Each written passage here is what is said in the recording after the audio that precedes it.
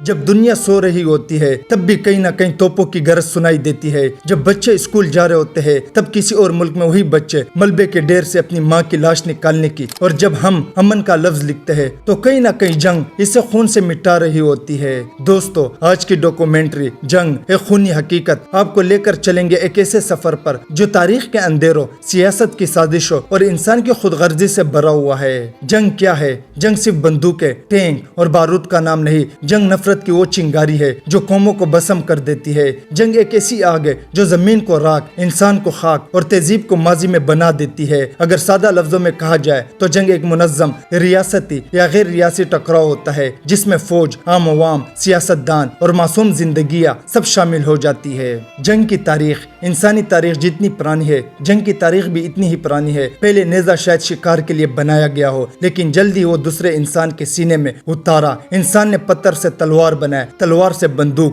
بندوق سے میزائل اور اب نیوکلیئر ہتھیار. قدیم مصر، یونان، چین، ہندوستان، ہر تہذیب نے جنگیں دیکھی. جنگوں نے سلطنتیں بنائی اور جنگوں نے ہی انہیں برباد کیا. جنگ کے اسباب تو کیا وجہ ہے کہ انسان بار بار جنگ کی طرف کیوں لوٹتا ہے؟ وجہ ہے طاقت کا لالچ، زمین کا ہوس، نسلی اور مذہبی نفرت، سیاست کی آنا، وسائل پر قبض، جھوٹے قومی بیانیے. ہر جنگ کے پیچھے کچھ ایسا ضرور ہوتا ہے جسے عوام کے جذبات سے جوڑ کر پیش کیا جاتا ہے اور پھر ہزاروں لوگ مارے جاتے ہیں صرف چند طاقتوروں کی مفاد کے لیے. جنگ کا میدان جب جنگ چھیڑتی ہے تو میدان جنگ پر صرف فوجی نہیں لڑتے، ہر ماں، ہر باپ، ہر بچہ، ہر مزدور، ہر ڈاکٹر، ہر استاد اس جنگ کا حصہ بن جاتا ہے. شہر کنڈر بن جاتے ہیں، اسکول ویران ہو جاتے ہیں، بازار ویران ہو جاتے ہیں، اور سب سے بڑا نقصان یہ ہوتا ہے کہ انسان نہیں رہتا، وہ صرف ایک فریق بن جاتا ہے، دشمن یا اتحادی. جنگ کے بعد لیکن جنگ کے بعد کیا بچتا ہے؟ صرف دو ہی چیزیں: خون، افسانے. کچھ کہتے ہیں کہ ہم نے جیتا، کچھ کہتے ہیں ہم نے قربانی دی، لیکن سچ یہ ہے کہ دونوں طرف مائیں روئی تھی، بچوں نے باپ کوئے تھے اور قوموں نے نسلوں تک جنگ کے زخم سہے تھے. جنگ کی بڑی مثالیں اور جنگی جرائم. دوستو، اب آئے تاریخ کے ان صفحات کو پلٹتے ہیں جہاں جنگ نے اپنی سب سے بھیانک شکل اختیار کی. پہلی عالمی جنگ 1914-1918. پہلی عالمی جنگ ایک ایسا خونی طوفان جو یورپ سے اٹھا اور دنیا بھر کو نگل گیا. اس جنگ میں تقریباً 70 ملین فوجی شامل ہوئے، 1 کروڑ سے زیادہ افراد مارے گئے اور 2 کروڑ سے زیادہ زخمی یا معذور ہوئے. یہ جنگ سیاست دانوں کی آنا، معاہدوں کی زنجیر اور قوم پرستوں کی دیوانگی کی پیداوار تھی. دوسری عالمی جنگ 1939-1945. اگر پہلی جنگ خونی تھی تو دوسری جنگ حیوانی. ہٹلر کی قیادت میں نازی جرمنی نے یورپ کو آگ میں جھونک دیا،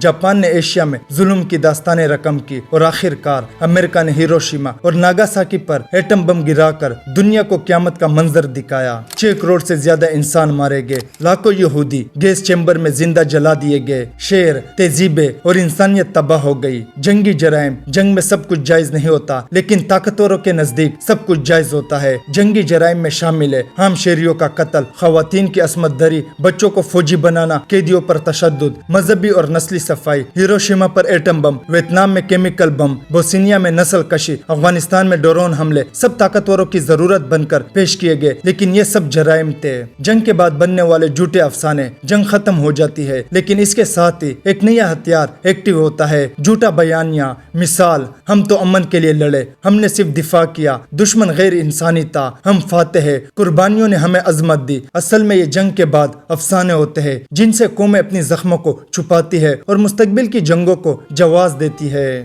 ہر جنگ کے بعد کتابیں لکھی جاتی ہے لیکن ان میں سچ کم اور پروپیگنڈا زیادہ ہوتا ہے. میڈیا، پروپیگنڈا اور جنگ. میڈیا ایک طاقتور ہتھیار بن چکا ہے جو امن کو جنگ اور جنگ کو امن کے طور پر پیش کرتا ہے. تصویر، ویڈیوز، تقریر، سب کچھ اس طرح ڈالا جاتا ہے کہ عوام کو لگے ہمیں لڑنا ہی پڑے گا. جنگ کے دوران ہر فریق خود کو مظلوم اور دوسرے کو ظالم ظاہر کرتا ہے اور اصل ظالم وہی ہوتا ہے جو سچ چھپاتا ہے. جدید جنگیں، اثرات اور امن کی امید. جنگوں کے میدان اب صرف بارود اور ٹینکوں تک محدود نہیں رہا. آج کی جنگیں ذہنوں پر قبض، معیشتوں کی کیل اور سوشل میڈیا کے محاذ پر لڑی جاتی ہے. عراق اور افغانستان کی جنگ. 2001 میں امریکہ نے افغانستان پر حملہ کیا، وجہ دہشت گردی کا خاتمہ. 2003 میں عراق پر حملہ کیا، وجہ مبینہ ایٹمی ہتھیار. لیکن بعد میں معلوم ہوا کہ عراق میں کوئی ایٹمی ہتھیار تھا ہی نہیں. نتائج: لاکھوں شہری مارے گئے، پورا خطہ عدم استحکام کا شکار ہوا. دہشت گردی بڑی، کم نہیں ہوئی، انسانی حقوق کی سنگین پامالیاں ہوئی. فلسطین ایک نہ ختم ہونے والی جنگ. فلسطین میں کئی دہائیوں سے جاری ظلم اور اور مذمت کی داستان، جہاں ایک طرف طاقتور ریاستی افواج جدید ٹیکنالوجی سے لیز ہے، دوسری طرف نہتے لوگ جو اپنی گھروں کی حفاظت کے لیے کڑے ہیں، بچوں کی لاشیں، ماؤں کی چیخیں، مسجدوں اور اسپتالوں پر حملے، یہ سب کچھ دنیا کے سامنے ہو رہا ہے، لیکن عالمی طاقتیں خاموش ہے۔ یہ جنگ نہیں، انسانیت کا قتل عام ہے۔ یہ جنگ ہمیں بتاتی ہے کہ طاقتور ممالک عالمی قوانین کو نظر انداز کر سکتے ہیں، عام شہری ہمیشہ نشانہ بنتے ہیں اور سچ ہر فریق کے میڈیا میں الگ ہوتا ہے۔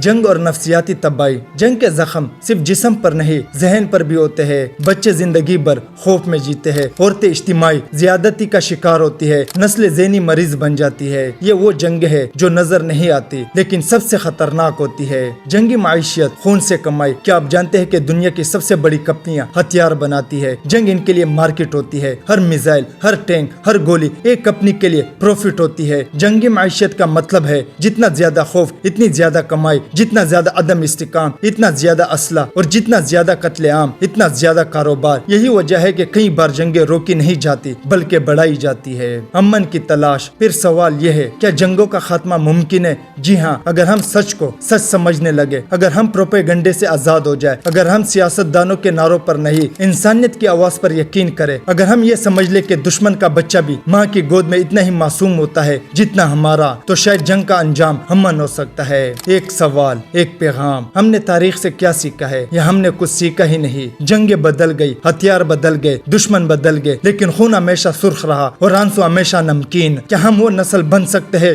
جو اگلی نسل کو جنگ کے بجائے امن دے؟ کیا ہم اپنے بچوں کو بموں کے بجائے کتابیں دے، بندوقوں کے بجائے خواب دے سکتے ہیں؟ یہی سوچنے کا وقت ہے، یہی لڑنے کا وقت ہے، جنگ نہیں امن کے لیے۔ یہ ویڈیو اچھی لگی تو لائک کرے اینڈ سبسکرائب کرے۔ Thank you.